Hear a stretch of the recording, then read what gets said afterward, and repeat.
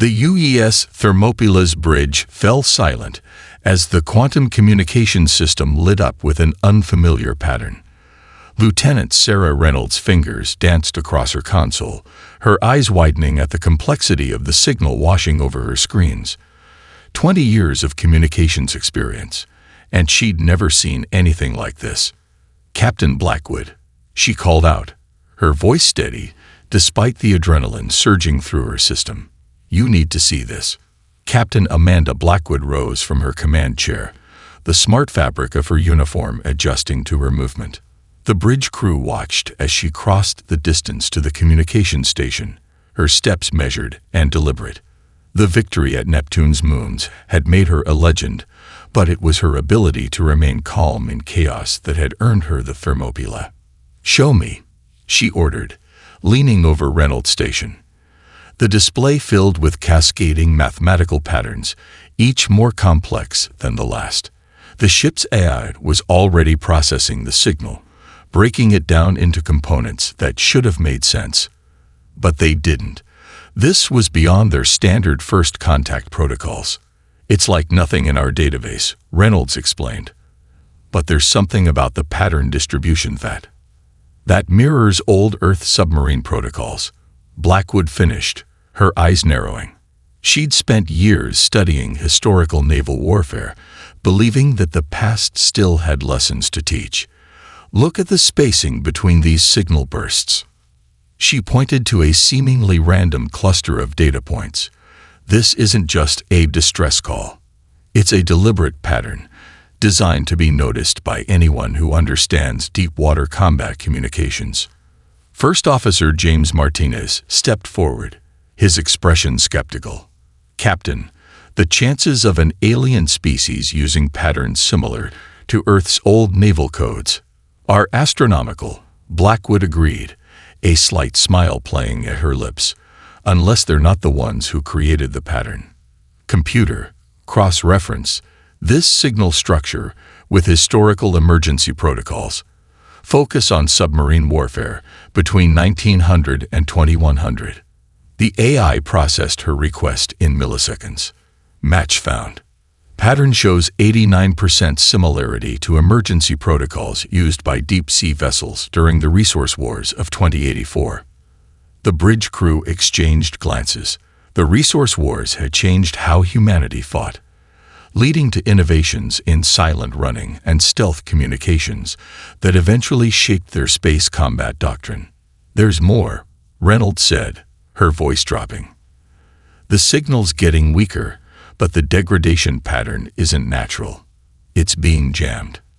Blackwood straightened, her decision already made. Someone out there knows Earth's old communication methods, someone who needs help and is being silenced. "Plot the signal's origin." "Captain," the navigation officer called out, "the coordinates are coming from the Perseus arm. That's beyond any documented human settlement." "How long to reach the source?" Blackwood asked, already moving back to her command chair. "At maximum slip space velocity, 6 hours." Blackwood settled into her seat, her mind already gaming out scenarios. "Alert medical to prepare for possible casualties." "Engineering, I want full combat power available the moment we exit slip space." "Communications, keep monitoring that signal. If it changes even slightly, I want to know." She paused, looking at the main view screen where the signal's pattern still danced. "Someone out there is using Earth's old emergency codes. Either we're about to make first contact with a species that somehow knows our history, or there are humans out there who aren't in any database." Martins finished. "Either way," Blackwood said, her voice carrying the weight of command. "They're asking for help in a language only we can understand, and the UES Thermopyla has never ignored a distress call. Set course for the signal's origin. Maximum speed." The bridge erupted into activity as the massive warship prepared for slip space transit. In the command chair, Captain Blackwood watched her crew work with practiced efficiency. Whatever they found at the source of that signal, her ship and crew were ready. After all, Humanity had spent centuries preparing for the unknown. The UES Thermopylae tore through the fabric of slipped space, its enhanced sensors already mapping the battlefield before the reality anchors had fully engaged. Captain Blackwood's eyes narrowed at the tactical display, taking in the scene with the practiced ease of a veteran commander. Multiple contacts. Lieutenant Commander Jackson reported from the tactical station. One large vessel, approximately 3 kilometers in length. Energy readings are off the charts. And ma'am, you need to see these attack craft. The main screen shifted, showing ships that seemed to flicker in and out of existence. Their crystalline structures bent light in impossible ways, making them look like predatory fish swimming through the void. Those aren't cloaking devices, Blackwood said, recognition flickering in her eyes. They're phase shifters, similar to what we faced during the Quantum Wars. Harrison, full scan of their attack pattern. The science officer's hands flew over his console. Phase variance shows similar signatures to the Brookhaven incident, Captain. They're using dimensional displacement to bypass traditional shields. A massive energy burst from the large vessel caught everyone's attention. The ship was beautiful. A cathedral of crystal and light, its hull composed of what appeared to be pure energy contained within geometric patterns. But its defenses were failing, each hit from the phase-shifted weapons causing cascading disruptions in its shield matrix. Open a channel, Blackwood ordered. All frequencies, first contact protocols. Before Reynolds could comply, their communication system came alive with a voice that seemed to sing rather than speak. Unknown vessel, we are the Meridian Lightsail Eternal Harmony. Our defensive systems are failing against these entities. We have never encountered their like before. Blackwood leaned forward. Meridian vessel, this is Captain Amanda Blackwood of the United Earth ship Thermopylae. We're reading your situation. Prepare to receive emergency combat protocols. Combat protocols. The confusion in the alien voice was clear. We are a peaceful species. We have no combat. With all due respect, Blackwood cut in. Peace works better when you have a shield to protect it. Martinez, show them what humanity learned the hard way.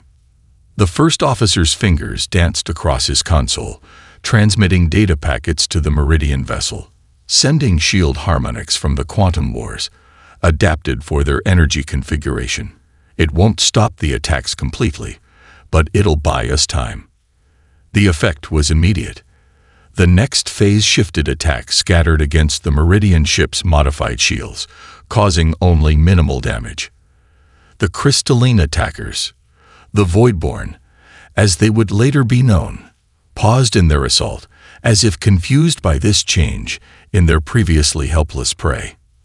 Meridian vessel, adjust your course, 3 degrees port, and match our velocity, Blackwood commanded. We're going to give you a lesson in something humanity has unfortunately mastered, the art of survival under fire. The massive ship began to move, its movements graceful despite its size. The Voidborn resumed their attack, but now they found themselves facing a new problem. A human warship that wasn't running away. Weapons range in 30 seconds, Jackson reported. Phase-match torpedoes armed and ready. Blackwood stood from her chair, her posture radiating the confidence of someone who had faced worse odds and survived. Let's show these dimensional hunters why attacking a peaceful ship in human space was their second mistake. She paused, a grim smile touching her lips. Their first was using technology we've already learned to counter. The Thermopylae's battle computers came online, their processing power dedicated to tracking ships that existed in multiple dimensional states at once. Humanity had faced similar challenges before, had lost ships and crews learning to fight an enemy they could barely see. But they had learned. They had adapted. And now, those hard-won lessons were about to save lives. All hands, Blackwood's voice rang through the ship. Battle stations. Let's show the galaxy why humanity's combat experience is sometimes the greatest gift we can offer to peace. Lieutenant Jack Ghost Morrison's hands gripped the neural interface controls as the Thermopylae surged forward into the chaos of battle. Years of combat experience had taught him that sometimes the best way to fight was to do the impossible. Right now, that meant threading a 200,000-ton warship through a field of dimensional phase-shifted debris. Multiple hostiles, attempting to box us in. Tactical Officer Jackson called out. They're using standard containment patterns. Captain Blackwood's voice carried a note of satisfaction. Standard for them, perhaps. Morrison, show them why they call you Ghost. With pleasure, Captain. Morrison's fingers danced across the neural interface. Engineering, I need everything you've got in the maneuvering thrusters. We're about to make this ship dance. Chief Engineer Sandra Rodriguez's voice crackled over the comm. You've got full power to all thrusters, Ghost. Try not to break my ship this time. The Voidborn ships, their crystalline forms shimmering between dimensions, moved to surround the Thermopylae. Their formations were perfect, their calculations flawless, and that was exactly what Morrison was counting on. Initiating Maneuver Ghost 7. He announced, his voice steady, as the ship's artificial gravity strained to compensate. The Thermopylae rolled, its massive bulk somehow sliding through a gap that should have been too small for a ship half its size. On the Meridian vessel's bridge, their advanced probability computers crashed, unable to process how a ship that size could move in such a way. The Voidborn, too, seemed frozen in confusion as their perfect formation was split apart by a maneuver that defied their mathematical models. Shield harmonics destabilizing. Lieutenant Commander Harrison reported from his station. Just as planned. Blackwood nodded. Execute Phase 2. The Thermopylae's shields began to pulse in an erratic pattern, each fluctuation carefully calculated to create a resonance trap. It was a technique born from the desperation of Earth's early space conflicts, when humanity had to learn to turn their weaknesses into weapons. First Voidborn ship caught in the resonance field, Jackson reported with satisfaction. Their phase shifting is starting to synchronize with our shield frequency. Morrison didn't need the report. He could feel it through the neural interface, the way the enemy ship was being forced to choose a single-dimensional state. His next series of maneuvers would take advantage of that momentary vulnerability. All weapons, target that ship, Blackwood ordered. Show them what happens when they can't hide between dimensions. The Thermopylae's main guns roared to life, each shot precisely timed to hit the Voidborn vessel in the split second it was fully present in normal space. The enemy ship's crystalline hull cracked, then shattered, its crew clearly unprepared for an enemy that could force them to fight on a single-dimensional plane. Meridian vessel, are you recording these tactics? Blackwood asked over the command channel. This is why humanity never stopped studying ancient combat maneuvers. Space is just another ocean, and we've been fighting on the seas since before we could write. The Meridian captain's response carried a tone of awe. We are recording everything. But our systems cannot understand how your ship moves like that. It defies all known laws of combat physics. Morrison allowed himself a grim smile as he initiated another impossible turn. That's because your systems are looking for logic. Human combat isn't about perfect calculations. It's about instinct, adaptation, and sometimes just having the courage to try something stupid enough to work. The remaining Voidborn ships began to pull back, their perfect formation now broken, their dimensional advantage neutralized by tactics they had never encountered before. They had come expecting easy prey, not a predator that could force them to fight on its terms. They're retreating to regroup, Jackson reported. Shall we pursue? Blackwood's eyes narrowed as she studied the tactical display. No. Let them run. Let them tell others what they found here. Sometimes, the most important victory is the message you send. She paused, then added, Besides, I think it's time we gave our Meridian friends A proper introduction to humanity's way of war. Captain Blackwood stood at the tactical display, her eyes fixed on the holographic representation of the battlefield. Around her, the bridge crew watched as she traced her finger through the three-dimensional map, drawing an invisible pattern through the debris field. "Lieutenant Reynolds, open a channel to the Meridian vessel," she commanded. "It's time for Operation Thunderstorm." The Meridian captain's voice filled the bridge, still musical, but now tinged with curiosity. "We are receiving, Captain Blackwood.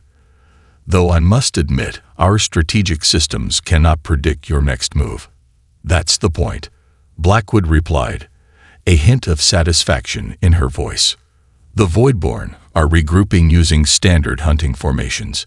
They're predictable because they've never needed to be otherwise. Until now."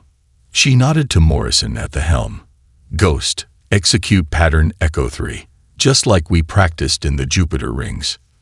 The massive warship began to move, its motion seemingly erratic. To the untrained eye, it looked like the Thermopylae was running scared, making desperate breaks for safety through the debris field. The Meridian vessel's crew watched in confusion as their human allies appeared to abandon formation. "Captain," the Meridian commander said, alarm clear in their voice, "your ship's actions suggest retreat. Should we not stand and fight?" Blackwood's smile grew sharper. "Commander, have you ever heard of the ancient Earth practice of whaling? Before we reached the stars, our ships hunted the largest creatures in our oceans. We learned something important then. Sometimes the best way to hunt a predator is to let them think they're the hunters." The Voidborn fleet surged forward, their crystalline ships moving in perfect formation as they pursued what they thought was a fleeing enemy. Their phase-shifted weapons charge, ready to strike at a target that had finally broken under their assault. "Now," Blackwood ordered, "spring the trap." Morrison's hands flew over his controls as the Thermopylae executed a maneuver that would have torn lesser ships apart. The warship spun on its axis, using the debris field not as an obstacle, but as a weapon. Chunks of destroyed ships and asteroids, their trajectories carefully calculated during the apparent retreat, now formed a deadly web. Multiple impacts in the Voidborn formation, Jackson reported with professional satisfaction. They're losing phase coherence trying to avoid the debris. "Meridian vessel," Blackwood called out, "this is where you come in.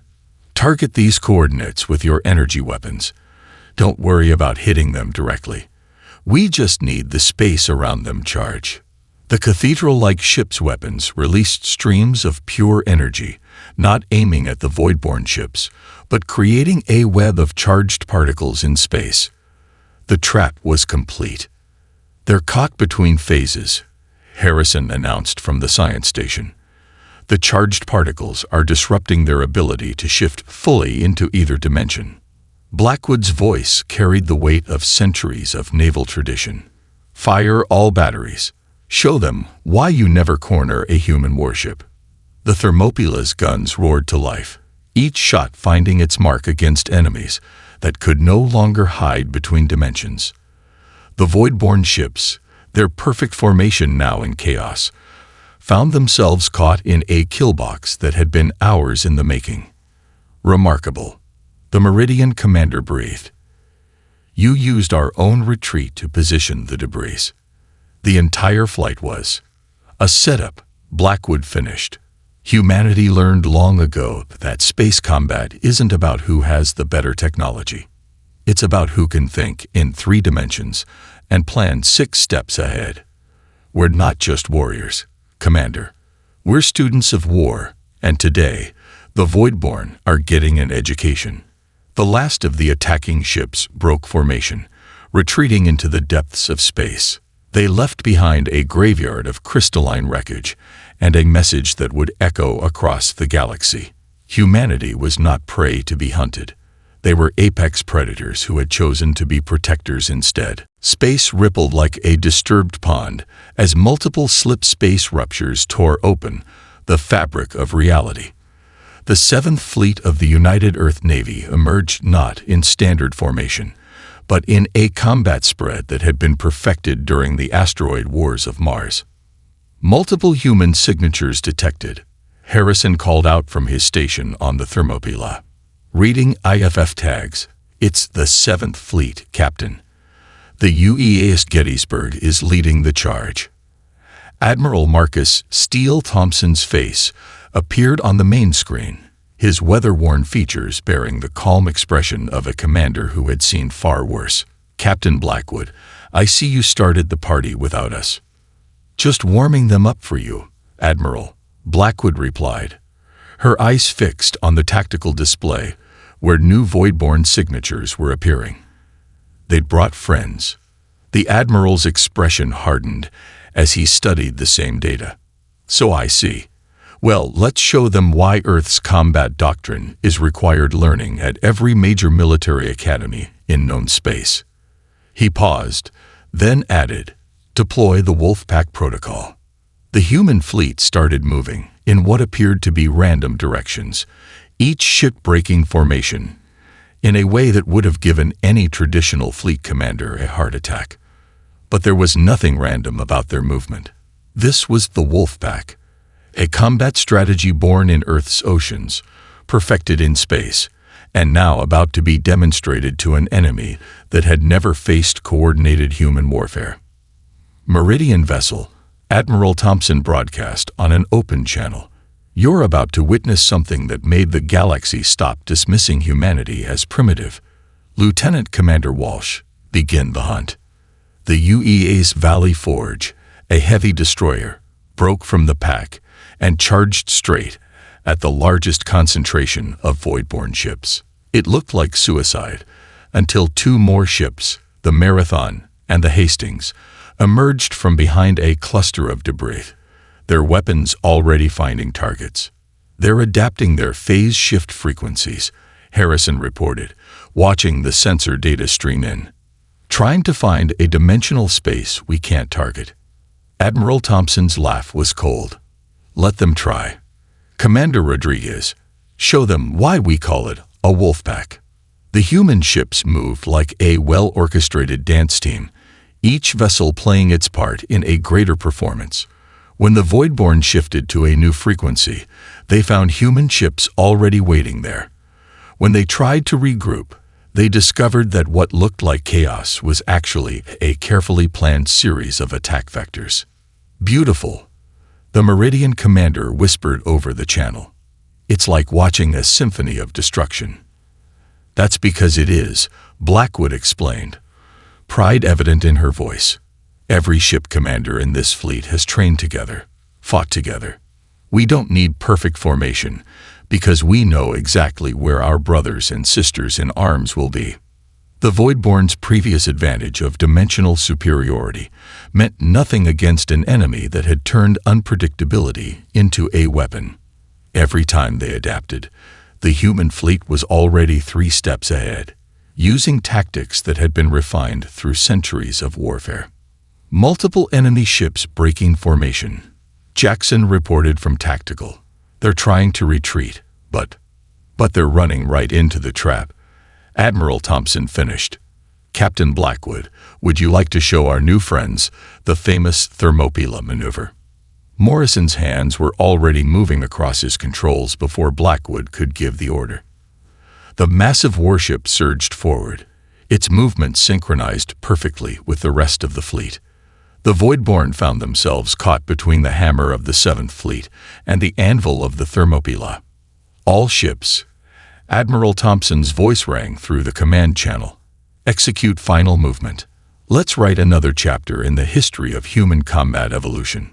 The fleet moved as one, each ship finding its place in a battle plan that had been centuries in the making. The galaxy was about to learn why humanity's greatest strength wasn't their technology or their numbers, but their ability to turn the chaos of combat into an art form. Commander Diana Phoenix Rodriguez stood in the armored boarding pod, her strike team checking their phase-shifted combat suits one final time. The capsule's interior was cramped, but every member of her team had trained for this kind of mission in the dense asteroid fields of the Kuiper Belt. "Remember," she said through the squad channel, "these crystalline ships are like nothing we've boarded before, but the principle remains the same. Adapt, overcome, and show them why humans are the galaxy's best improvisers." The pod shuddered as it launched from the Thermopyla's ventral bay, one of 12 similar pods racing toward the largest remaining voidborne vessel. On the bridge, Captain Blackwood watched their trajectory with fierce pride. "Multiple enemy point defense systems activating," Jackson reported.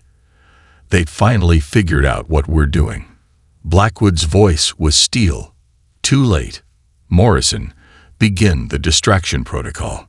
The Thermopyla executed a series of maneuvers that looked like attack runs, drawing the Voidborn's attention, while smaller ships from the 7th Fleet did the same from different vectors. It was an ancient strategy, refined in Earth's urban combat zones.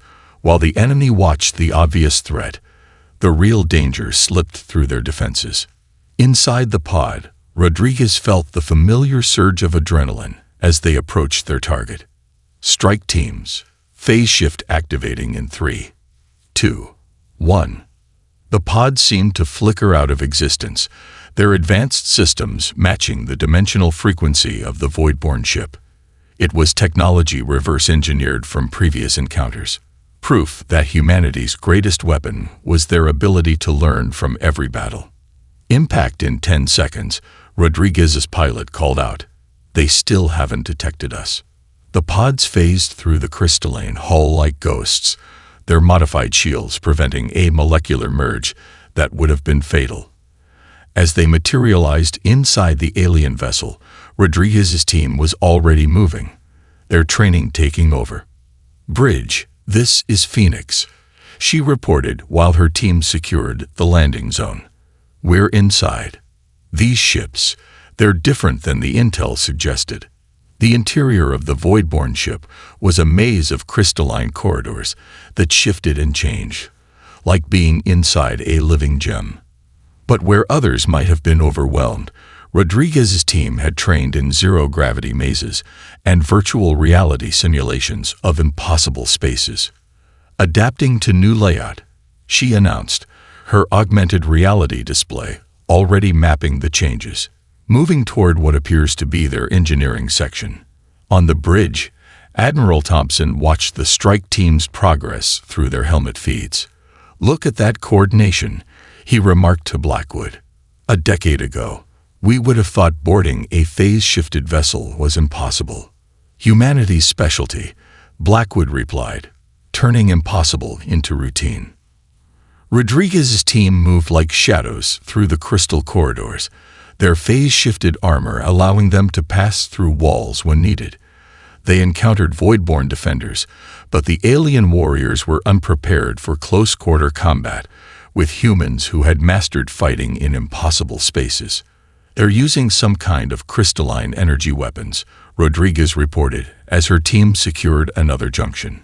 "But their tactics, they're too rigid, too predictable, like they've never had to adapt their combat style before." The Voidborne's movements were perfect, their formations flawless, and that was their weakness. They fought like a species that had never been challenged, never been forced to evolve their tactics, against human warriors who had spent centuries learning to fight in every conceivable environment. Their perfection became a liability. "Engineering section located," Rodriguez announced, her team already moving into position. "Beginning Phase 2. Showing these dimensional travelers why humanity's ground game is just as deadly as our space combat." The strike team's actions would soon prove that humanity's warrior spirit wasn't limited to ship-to-ship combat. In the close confines of the alien vessel, human adaptability and innovation would write another chapter in the growing legend of Earth's combat prowess. Chief Medical Officer Jessica "Angel" Martinez charged through the damaged section of the Meridian vessel, her combat medical team moving with practiced precision through the crystalline corridors. Emergency beacons cast pulsing blue light across their path as they navigated the wounded ship. Life signs ahead. Her scanner chirped. Multiple species detected. Remember your training. She called to her team through their sealed helmets. We treat everyone. Meridian, human, and yes, even Voidborn. Battle's over. We're healers now. The medical team burst into what had once been a magnificent chamber, now scared by phase-shifted weapon impacts. Meridian crew members lay scattered across the floor, their energy-based forms flickering weakly within their crystalline shells. Start triage, Martines ordered, already moving to the nearest casualty. Watson, get those emergency power regulators set up. Their energy matrix is similar to plasma burns. We know how to handle this. On the bridge of the Thermopylae, Captain Blackwood monitored the rescue operations, while Admiral Thompson coordinated the fleet's security perimeter. The remaining Voidborn ships had retreated to the system's edge, but they hadn't left. They were watching. They're confused, Harrison noted, studying the long-range scans. The Voidborn can't understand why we're expending resources on casualties. That's because they don't understand the core of human military doctrine, Blackwood replied. We're not just warriors. We're protectors. And protection doesn't end when the fighting stops. Back in the damaged chamber, Martinez's team had established a field hospital that would have looked at home in any combat zone on Earth. Centuries of warfare had taught humanity that saving lives was just as important as taking them. Doctor, one of her medics called out, we've got a Voidborn life sign. Weak, but present. Martines was already moving, her medical scanner recalibrating for the crystalline biology. Get me a phase shift field generator. If their bodies work like their ships, we can stabilize their matrix the same way. The wounded Voidborn warrior lay half-phased through a wall, their crystalline form cracked and dulled. As Martinez's team worked to save their enemy, a group of Meridian observers watched in stunned silence. You treat even those who attacked us? The Meridian medical chief asked, their voice a harmony of confusion and awe. Martinez didn't look up from her work as she replied, human history is written in blood and bandages, Chief. We learned the hard way that the best warriors are the ones who never forget the value of life, even the lives of their enemies. The news spread quickly through both fleets. The remaining Voidborn ships watched as their wounded were not just spared, but actively saved by the same species that had just demolished their attack force. Major energy fluctuation from the Meridian vessel, Harrison reported suddenly. It's their central chamber. They're doing something I've never seen before. The massive ship's core began to pulse with a light that somehow conveyed both power and grace. The Meridian commander's voice echoed through all channels. We have witnessed something today that changes our understanding of warfare. The humans fight not for glory or dominance, but for the right to heal afterward. Their warriors are also healers, their destroyers also preservers.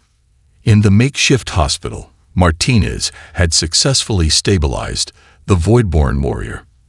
As their crystalline form regained its luster, the alien's consciousness reached out telepathically, touching the minds of all present. We have hunted across 1,000 dimensions, never finding ones like you. You fight like devils, but heal like angels. What are you? Martine smiled behind her helmet as she moved to the next patient. We're human. We've spent our history learning the hard way that true strength isn't about how many you can kill. It's about how many you can save. The battle had ended, but the real victory wasn't in the ships destroyed or the enemies defeated. It was in the lives saved, the bridges built, and the message sent across the stars. Humanity had not just mastered the art of war. They had mastered the art of peace that follows. 2 weeks after the battle, the UES Thermopylae's observation deck hosted an unprecedented gathering. Captain Blackwood stood before a mixed audience of human officers, Meridian diplomats, and, most surprisingly, 3 Voidborn representatives. The galaxy changes today, she began, her voice carrying the weight of recent events. not because of the battle we fought, but because of the peace we built in its wake. The Meridian High Commander, their crystalline form now repaired and gleaming, stepped forward.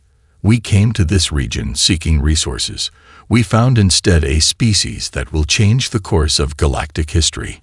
We request not just military advisors, but teachers of your warrior philosophy. Admiral Thompson, standing to the side with his hands clasped behind his back, nodded in approval. The United Earth Navy will be honored to share our knowledge. But remember, what we teach isn't just about combat. The lead Voidborn representative, their multi-dimensional form now stable thanks to human medical innovation, added their thoughts directly into the minds of all present. We have hunted across reality itself, yet never found prey that became protector.